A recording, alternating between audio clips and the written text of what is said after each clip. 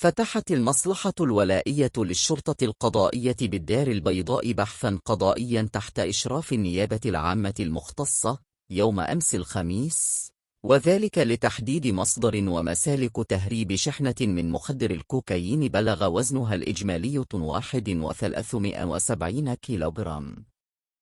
وذكر بلاغ للمديرية العامة للأمن الوطني أن مصالح الأمن الوطني كانت قد توصلت بإشعار من مالكي وحدات لتوزيع الأسماك المستوردة بمدينة الدار البيضاء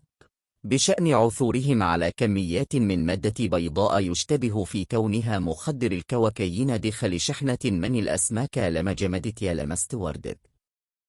وأضاف المصدر ذاته أن المعاينات الأولية والخبرات المنجزة أظهرت أن الأمر يتعلق بشحنة كبيرة من سمك مجمد جرى استيرادها عبر أسبانيا انطلاقا من بلد المنشأ بإحدى دول أمريكا الجنوبية، وأنها تضم في مشتملاتها على كميات من مخدر الكوكايين.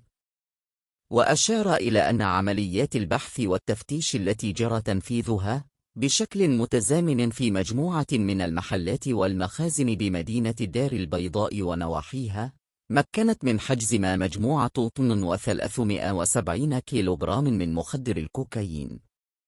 وخلص البلاغ إلى أن الأبحاث التي تجريها مصالح الشرطة القضائية بمدينة الدار البيضاء